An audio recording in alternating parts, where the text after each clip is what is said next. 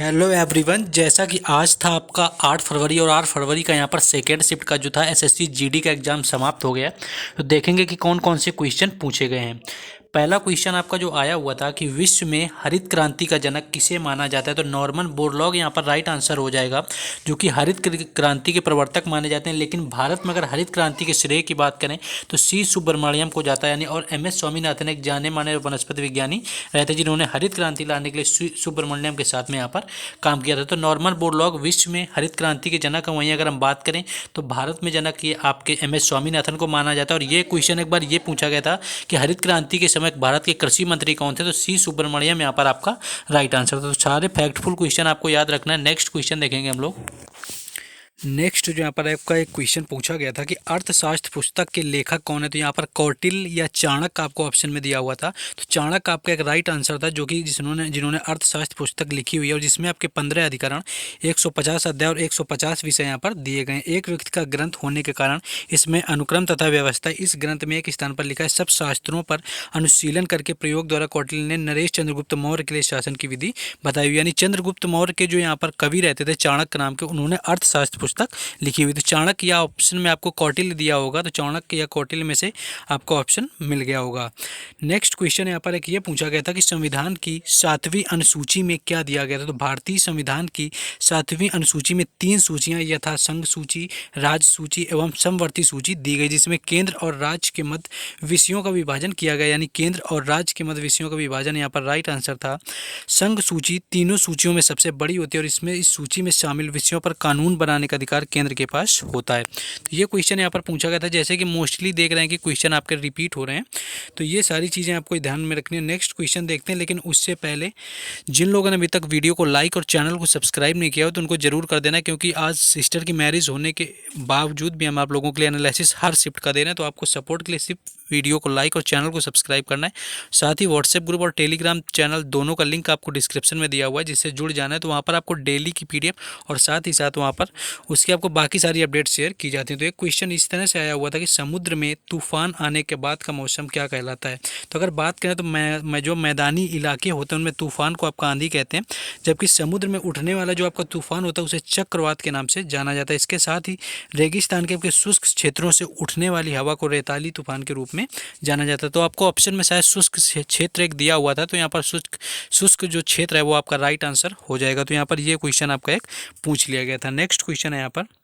Next आपका current affair में यहाँ से ये क्वेश्चन आया हुआ था कि केरल का वर्तमान में मुख्यमंत्री कौन है। तो यहाँ पर बात करें तो पिनाराई विजयन यहाँ पर राइट आंसर हो जाएगा, जो कि वर्तमान में केरल के मुख्यमंत्री। जैसा कि मोस्टली आपसे केरल के ये जैसे राज्यों के मुख्यमंत्री यानी चीफ मिनिस्टर और गवर्नर आपसे पूछ लिए जा रहे हैं, तो ये सारी चीज़ों को ध्यान में रखना। उनकी वाम लोकतांत्रिक जो मोर्चा सरकार है, यानी वाम लोकतांत्रिक मोर्चा पार्टी से संबंधित है, जो कि 25 मई 2016 से आपके कार्यालय में, यानी 2016 से अभी तक केरल के मुख्यमंत्री बने हुए हैं। तो करंट में ये केरल का यहाँ पर मुख्यमंत्री पूछ लिया गया था। पेपर आज का काफ़ी आपका ठीक ही रहा था।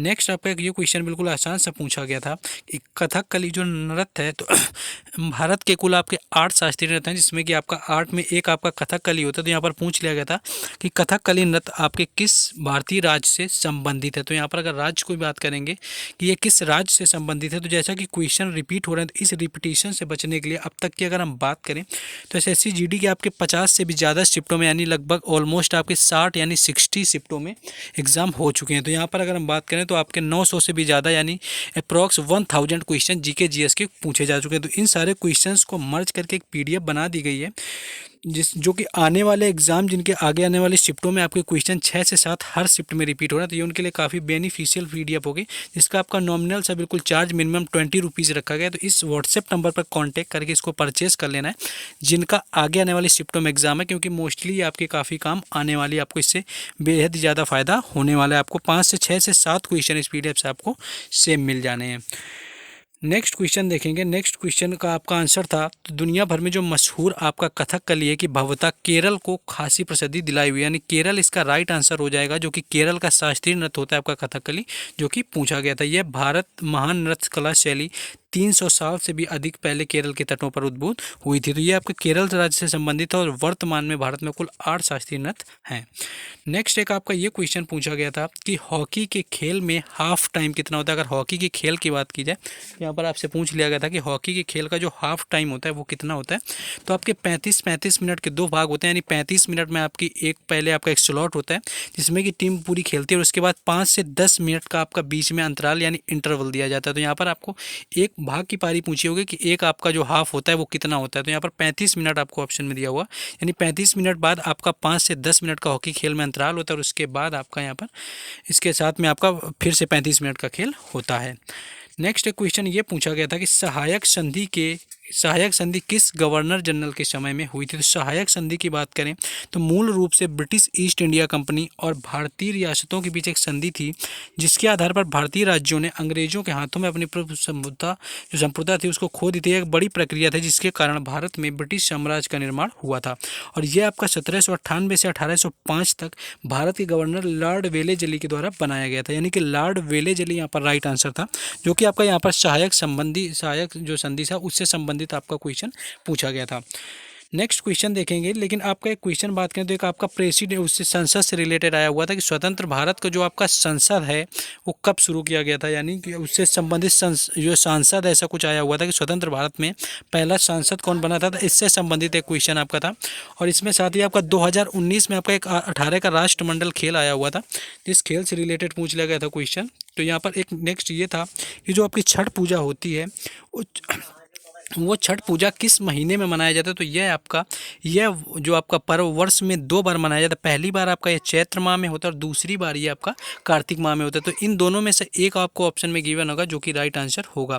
तो चैत्र शुक्ल षष्ठी पर मनाए जाने वाला छठ पर्व को चैती छठ और कार्तिक शुक्ल पक्ष को मनाने जाने वाले को आपको कार्तिक छठ यहाँ पर बोलते हैं। तो इन्हीं में से आपको चैत्र या कार्तिक दिया होगा जो कि राइट आंसर था आपका यहाँ से। और इसमें अगर ये पूछ लिया जाता है जैसे बाकी शिफ्टों में पूछा गया ये किस भगवान के लिए, तो सूर्य भगवान को समर्पित है और ये भारत के बिहार राज्य से संबंधित है। तो ये भी आपको इस तरह से याद रखना कि क्या आपका पूछा गया था। नेक्स्ट आपका एक नागरिक आपका उड्डयन मंत्री से आया था। तो यहाँ इन्होंने जो खेल वायु नीति आपकी 2022 में लॉन्च करी हुई थी, इनकी स्कीम से आया हुआ था कि जो खेल वायु नीति है नागरिक उड्डयन मंत्री जो यहाँ पर ज्योतिरादित्य सिंधिया हैं उन्होंने 2 स्तर में लॉन्च की थी। यहाँ पर आपसे स्तर पूछे गए थे कि कितने स्तर में, तो 2 स्तर में आपकी ये लॉन्च की गई थी। नागरिक उड्डयन जो आपकी मंत्री ने वायु खेल नीति आपकी 2022 में शुरू की हुई थी। तो ये क्वेश्चन यहाँ पर पूछा गया था।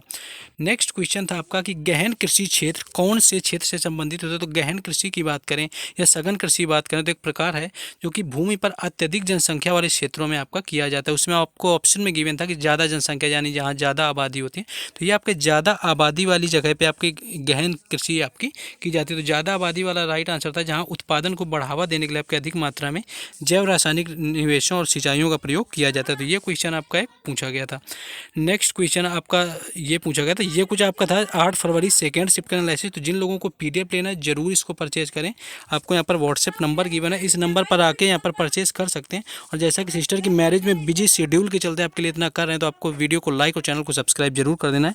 बाकी व्हाट्सएप ग्रुप और टेलीग्राम चैनल दोनों का लिंक डिस्क्रिप्शन में, वहाँ से जुड़ जाएँ।